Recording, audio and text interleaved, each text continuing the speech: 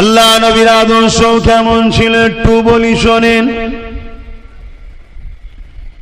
আল্লাহ নবী চাচা হযরত হামজা রাদিয়াল্লাহু তাআলা হুজুর আমার এমন কোন শিকার করতে জঙ্গলে গেছে, ছোট্ট মধ্যে একটা হরিণীকে দেখতে পেয়েছে, তার দিকে নিশানা যখনই লাগায় সে লাফিয়ে লাফিয়ে লাফিয়ে লাফিয়ে চলে যায়। হঠাৎ করে হরিণীর জবান থেকে মানুষের নয় কথা মহান স্রষ্টা আল্লাহ বাবা করাচ্ছে। ওই হরিণীটা বলতে লেগেছে, এ হযরত হামজা তুমি আমাকে শিকার করতে এসেছো, শিকার যদি করতে হয় যা ঘরে গিয়ে এতিম এসে নবী মুহাম্মদ রাসূলকে যে আঘাত দিয়েছে ওই আবু জেহেলকে শিকার করো, তার উপরে তুমি রাগ মিটাও। ব্যাপারটা কি হয়েছে বুঝতে পারলো না, ওখানে ঘরে ফিরে এসে খোঁজ নিল যে এতিম নবী মুহাম্মদকে আবু জেহেল আঘাত করেছে, কষ্ট দিয়েছে। ওই কথাটা শোনার সাথে সাথে হযরত হামজা তখন নবীকে নবী বলে মানে নে, এক আল্লাহ পাকের উপর ঈমান আনে নে, আমার রাসূলুল্লাহকে রাসূল বলে তখন মানে নে। এই কথাটা শুনে সুজা চলে গেছে আবু জেহেলের কাছে। এ ভাই আবু জেহেল, এতিম নবীকে তুমি মুহাম্মদকে তুমি নাকি মেরেছো? হ্যাঁ মেরেছি। কেন মেরেছো? ওই মুহাম্মদ বলে নাকি জিনা চলবে না, সুদ চলবে না, জুলুম চলবে না, দাদাগিরি চলবে না, খুনোখুনি চলবে না, গরিবকে লুটা চলবে না, এমন করে এক আল্লাহ দাসত্ব করতে হবে। আমাদের হাতে তৈরি করা 360টা উপাসনা চলবে না, মালিক নাকি একজন, তিনি হলেন আল্লাহ। এই কথা যখনই বলেছে আমি তাই মেরেছি। তাহলে হক কথা বলতে গিয়ে রাসূল মার খেয়েছে না খাইনি? আপনারা খেলে অসুবিধা আছে? আপনারা কি নবীর থেকে ভিআইপি? আমি নবীর থেকে ভিআইপি নাকি?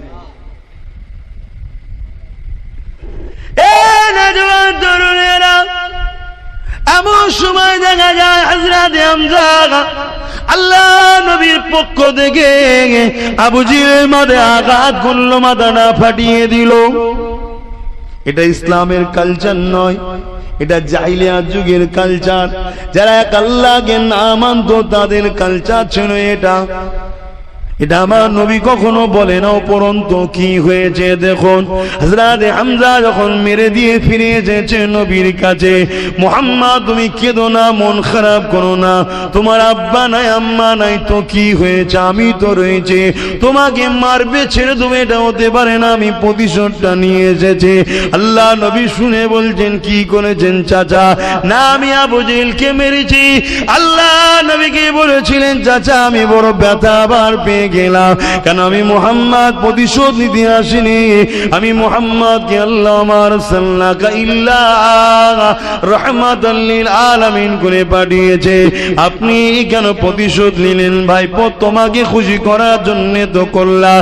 আল্লাহ নবী বলেছিলেন চাচা আপনি যদি আমাকে প্রকৃত খুশি করতে চান তাহলে যিনি আপনাকে বানিয়েছেন তিনাকে মেনে নেন, পড়ে নেন লা ইলাহা ইল্লাল্লাহ মুহাম্মাদুর রাসূলুল্লাহ, আমি তাহলে বড় খুশি হব।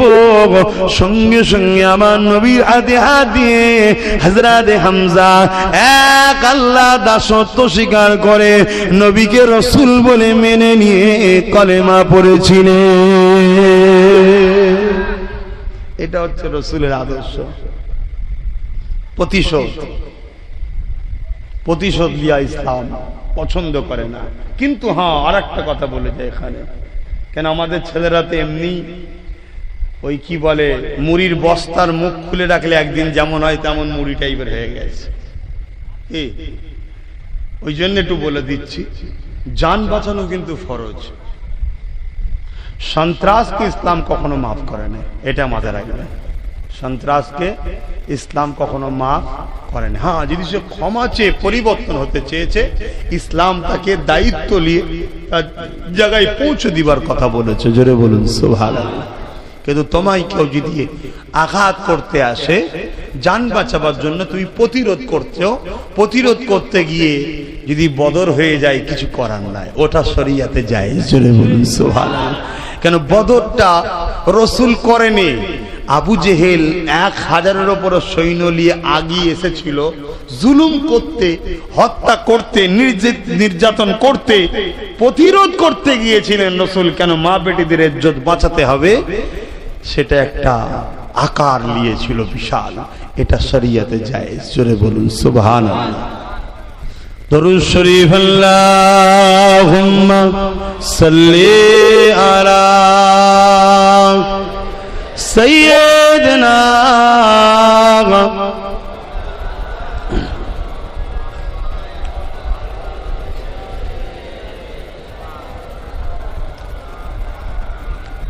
মুসলমানের ছেলেমেয়েরা, তরুণেরা বিদায় নিবার আগে আমার রাসূল পাকের একটা কথা বলে যায়।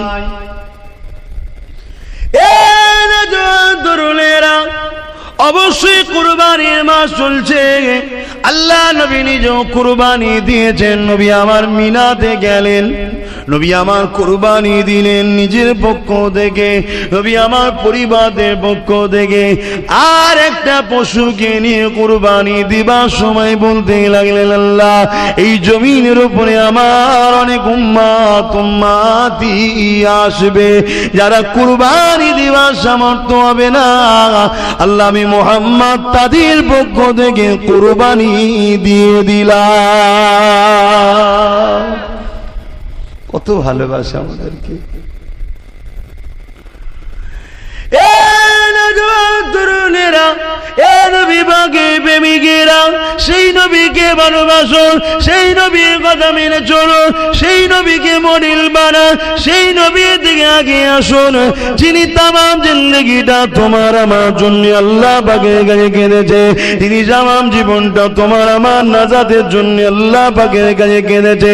যখনই কেঁদেছে চোখের পানির কারণটা কি? আর রাসূলুল্লাহ নবী আমার বলেছেন, আমার উম্মত উম্মতি, আমার উম্মত উম্মতি, আমার উম্মত উম্মতি। এ যুবকেরা, তরুণীরা, আব্বারা, আজ আমরা আমাদের কর্মের দোষে আমার নবীর দুশমনরা আমার নবীর বিরুদ্ধে বলার সাহস পায়।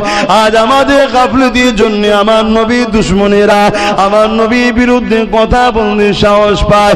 অথচ সিদ্দিক আকবর যখন তামাম পৃথিবীর অর্ধেক পৃথিবী যখন এমন কোন ইমাম হয়েছিলেন, অর্ধেক পৃথিবী যখন শাহ হয়েছিলেন, অর্ধেক পৃথিবী যখন খলিফা হয়েছিলেন, অর্ধেক পৃথিবী যখন পাওয়ারটা পেয়েছিলেন, ওই সময় মুসাইলামাতুল কাজ্জাব বলে একজন খাতমে নবুয়াতের বিরোধী করেছিল। হযরত আবু বকর সিদ্দিক এমন করে 10,000 যুবক সাহাবাদেরকে নিয়ে বুকে তাজা খুন ঢেলে দিয়ে মুসাইলামাতুল কাজ্জাব তার 90,000 সৈন্যকে চিরতরে জাহান্নামে পাঠিয়ে দিয়েছিল। আজ আমরা এমন করে চলছি দুনিয়া জমিনে, আমাদের চালচলন, ওঠা বসা, কথাবার্তা সবকিছুই রাসূল ইসলামের বিরোধী হতে লেগেছে। যদি আমাদের মনে রাসূলের প্রেম থাকে, তাহলে আন্দোলনের নামেও যে বিশৃঙ্খলা কিছুদিন আগে হলো ওটা হতো না। আমাদের মধ্যে রাসূলের পুরো আদর্শ নাই, তাই আন্দোলনের নামে বিশৃঙ্খলা হয়।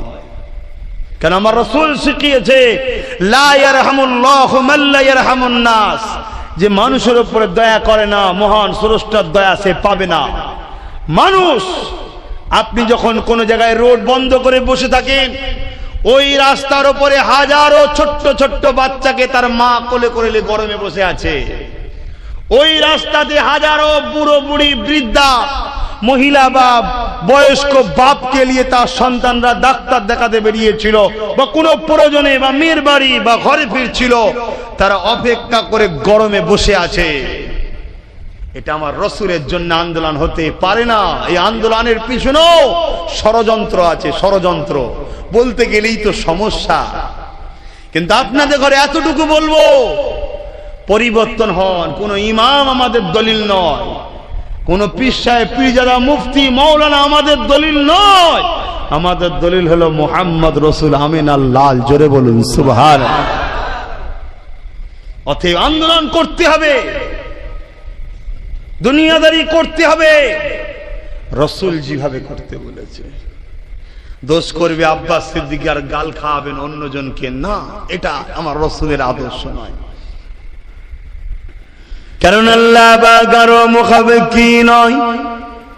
যে আব্বাস সিদ্দিকী দাদা পীরের আওলাদ, নবী বংশের ছেলে, ও ভুল করলে ওকে কিছু বলা যাবে না, এমনটা ঠিক আল্লাহ পাকের নিজামে নয়। এটা দুনিয়ার ক্ষেত্রে হতে পারে, এরা নেতা নেত্রী সন্তান, এদেরকে কিছু বললে অসুবিধা আছে, এটা দুনিয়ায় হতে পারে। আল্লাহ পাকের নিজামে এমন কিছু নয়। যদি আল্লাহ পাকের নিজামে এমন থাকতো, এ দুনিয়ার মানুষ রেখে দেন, হযরত লূত সাল্লামের ছেলেকে আল্লাহ পাক তাআলা কেন ধ্বংস করে দিত? হযরত নূহ আলাইহিস সালামের ছেলেকে আল্লাহ পাক কেন ধ্বংস করে দিলেন? তিনি তো একটা নবী ছিলেন না। আল্লাহ পাকের নিজাম সবার জন্য সমান।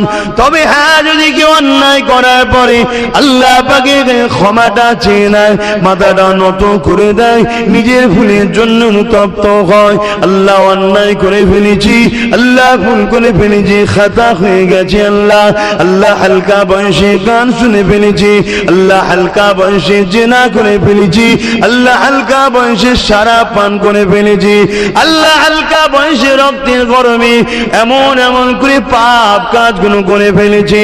পৃথিবী যখন ঘুমিয়ে থাকে, নিরিবিলি নির্জনে যদি মাথা নত করে চোখের কোনা দিয়ে সামান্য পানি বার করে দিয়ে যদি তুমি আমি মালিকের গায়ে কাঁদতে পারি, এ নওজোয়ান তরুণীরা, মারা বোনেরা, বাপেরা, অবশ্যই মালিক তিনি দয়াময়, অবশ্যই সেই মানুষগুলোকে ক্ষমা করে দেয়। আল্লাহ, এটা হচ্ছে আমাদের নত হওয়ার জন্য হয়। কিন্তু তা বলে যেন কেউ যদি মনে করে, যে আমি যদি মনে করি নাউজুবিল্লাহ, যে আমার দাদা হুজুর আছে, আমি পাপ করলো, আল্লাহ আমায় কিছু করতে পারবে না, আল্লাহ আমায় ছেড়ে দেবে, নাউজুবিল্লাহ। না, আল্লাহর নিজামে এমন কোন সিস্টেম নাই। আমি ভুল করার পরে আমি যদি নত হই, হ্যাঁ রহমান মাফ করে দেবেন বলেছে। কিন্তু নত হওয়ার জন্য আপনাদের কোনো ডেট জানা আছে নাকি? অমুক দিন হওয়ার পর্ব কেন এতদিন বাঁচবো, কারো জানা আছে? তাহলে যে মুহূর্তে জানতে পারছেন, ওই মুহূর্তেই নত হওয়ার জন্য চেষ্টা করুন। কেননা সময় কাউকে টাইম দেবে না। মুসলমান ঘরের ছেলে মেয়েরা, আল্লাহ নবী নূহ নবী, দয়া নবী, সাহাবা হুজুরকে জানিয়ে দিয়েছেন, এ আমার উম্মত উম্মতিরা, এ আমার সাহাবারা, আমার উম্মত উম্মতিদেরকে জানিয়ে দেবে, আমার আল্লাহ পায়া তুই বান্দা বান্দিকে ভালোবাসে। যখন কোন বান্দা বান্দি গুনাহ করে, অন্যায় করে, আল্লাহ পাক ওই বান্দা বান্দিকে ডাকতে থাকে, ওরে আমার বান্দা বান্দি আয়, এটা ধোঁকা, তুই লোভ লালসায় পড়ে যাচ্ছি, এখানে তোর বরবাদি আছে, আয় ফিরে আয় আমার দিকে, কেন দুনিয়া আখিরাত সবই আমার, তুই আমার দিকে ফিরে আয় বান্দা, তুই আমাকে মাথাটা নত করে দে, চোখে কোনা দিয়ে পানি ঝরিয়ে দে, যদি চোখ দিয়ে পানি নাও বেরোয়, কান্নার মধ্যে দিয়ে মুখটা করে নিয়ে কেউ আল্লাহ পাকের কাছে বলে, আল্লাহ পাক ক্ষমা করে দিন, ভুল করে ফেলেছি, আল্লাহ পাক অন্যায় করে ফেলেছি, ক্ষমা করে দিন। এ আমার নওজোয়ানেরা, কেন কাঁদো না আল্লাহর কাছে? কেন ক্ষমা চাও না আল্লাহর কাছে? পৃথিবীর রাজা মহারাজারা আসামি খোঁজে মামুন করে শাস্তি দেবে বলে, আর আমার আল্লাহ দৈনিক তোমাকে আমাকে ডেকে ডেকে বলে, আয় আমি আল্লাহ তোদেরকে ক্ষমা করে দেব। আরো জোরে বলুন সুবহান।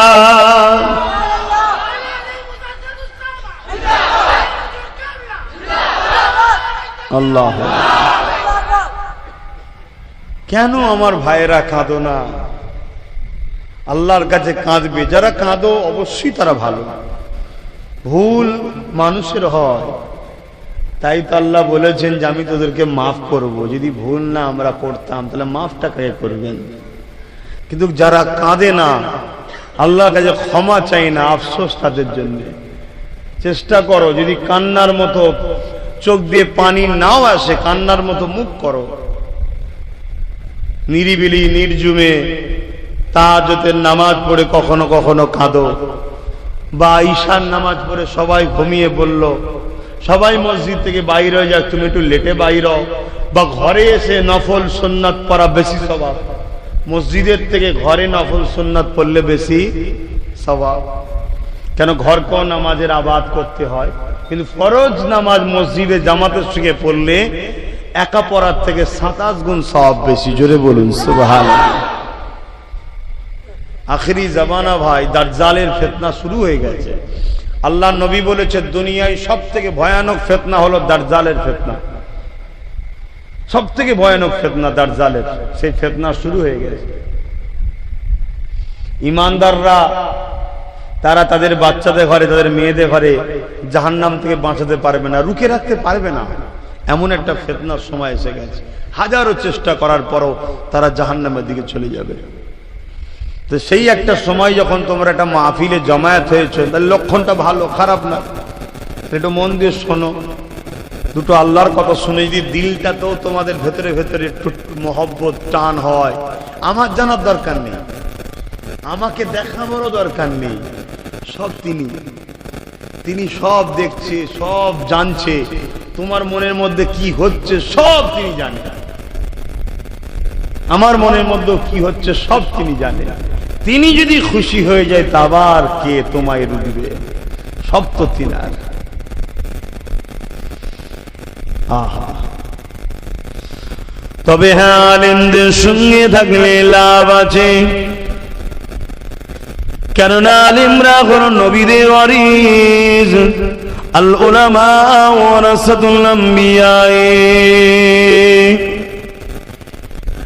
আর এক রাতে আল্লাহ নবী জানিয়ে দিলেন, কিয়ামতের দিনে আল্লাহ আওয়াজ দিয়ে বলে দেবে, আলেমদের সম্বন্ধে ঘোষণা দেবে, হিসাব নিকাশ হতে লাগবে। জান্নাতীরা জান্নাতে চলে যাবে, জাহান্নামীরা জাহান্নামে চলে যাবে। কিন্তু আল্লাহ পাকের আরশে আজিমের নিচে একদল বান্দারা দাঁড়িয়ে থাকবে।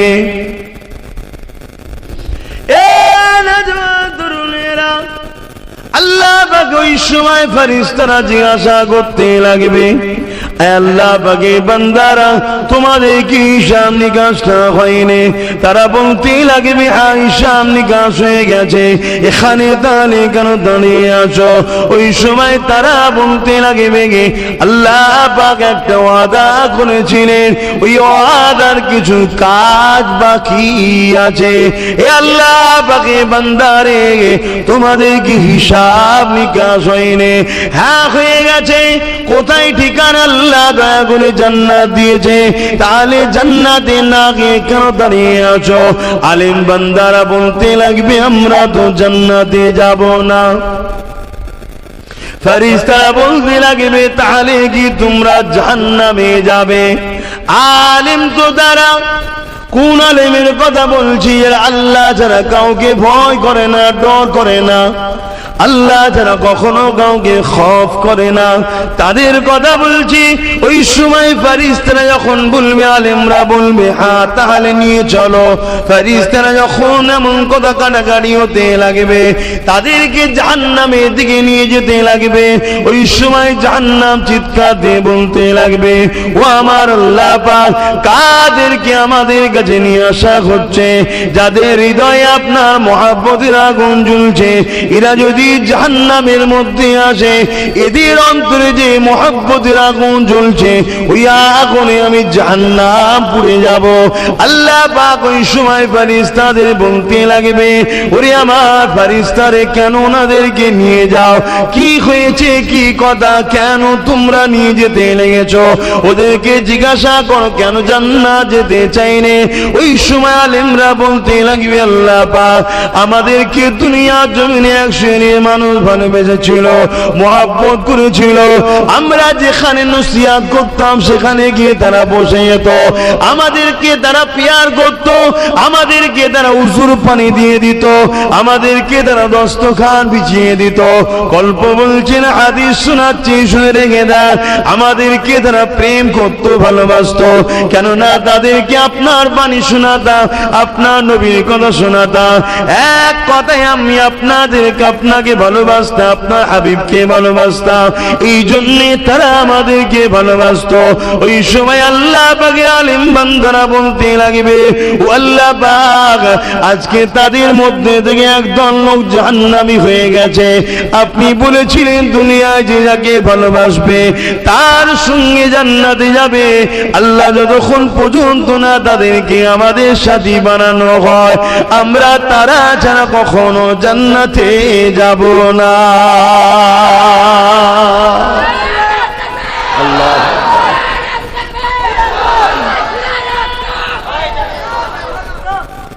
অবশ্যই খুশির কথা শুনে তাকবীর দেওয়া, সুবহানাল্লাহ বলা, এটা অবশ্যই ভালো জিনিস।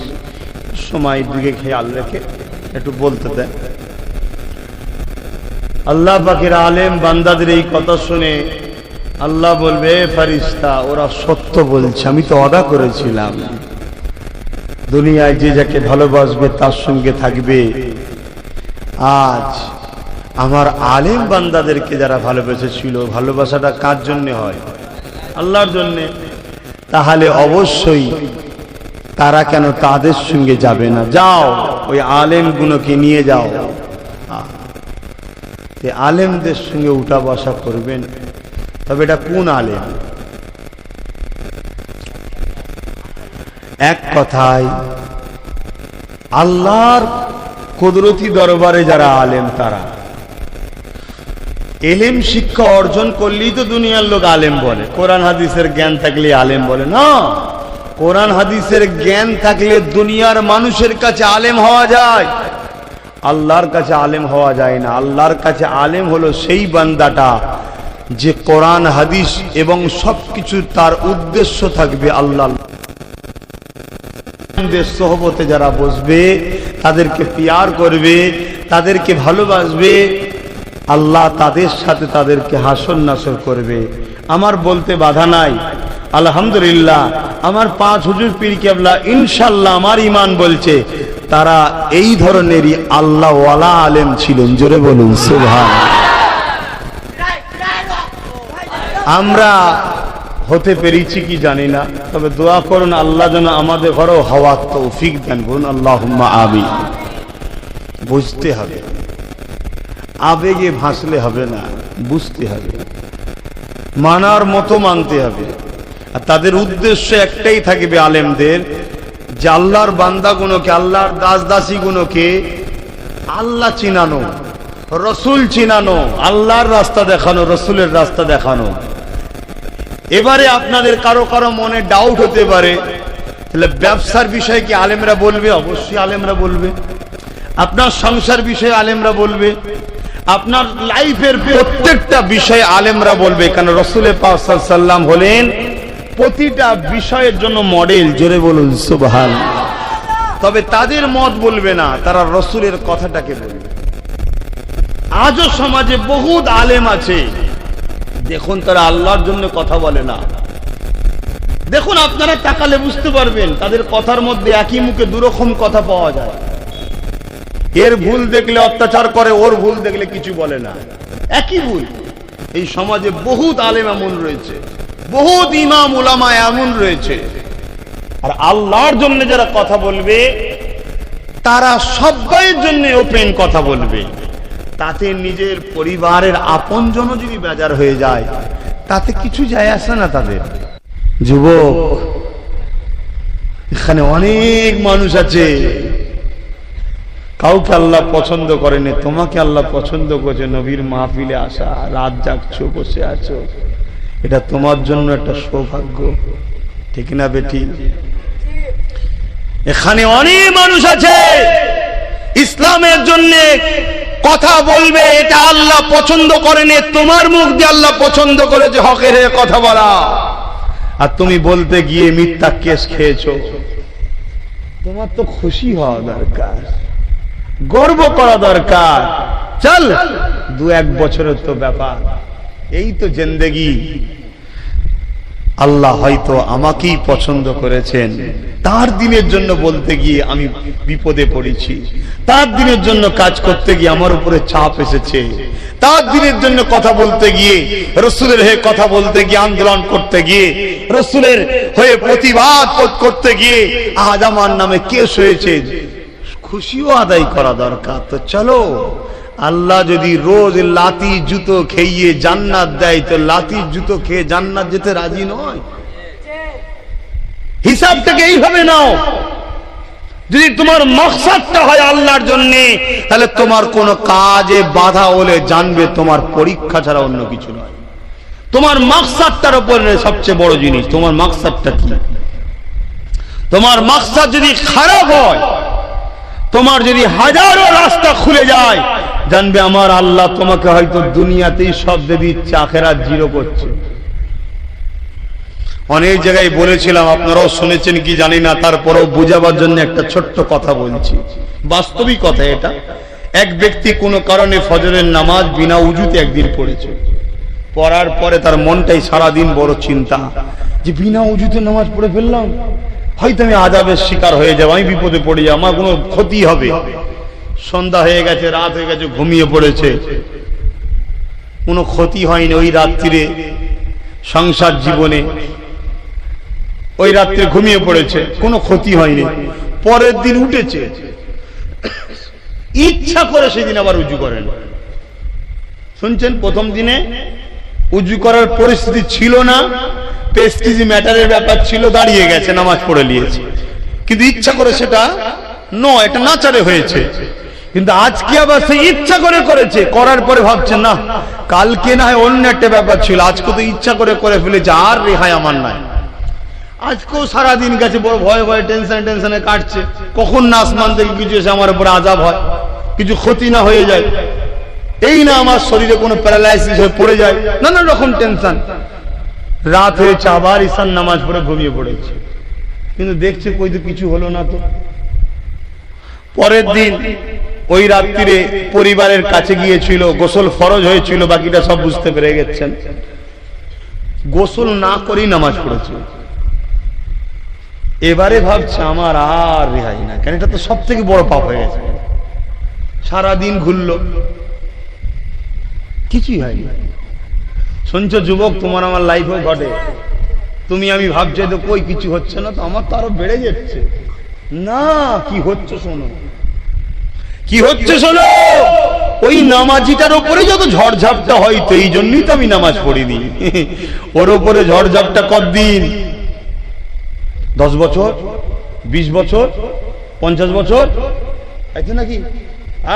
কিয়ামতের দিন আল্লাহ যখন সবাইকে তুলবে, আল্লাহ বলবে হিসাব দাও, ফেরেশতারা হিসাব নিতে গেছে, হিসাব দাও।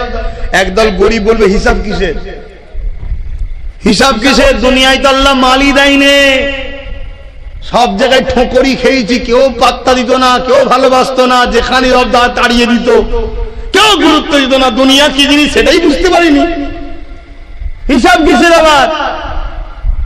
আল্লাহ বলে ফেরেশতা কি বলছে, বলছে আল্লাহ তুমি নাকি মাল দিওনি, ধন দৌলত দিওনি, তো হিসাব কিসের বলছে? বলছে ঠিকই বলেছো, তো ও কথা আমি দিইনি।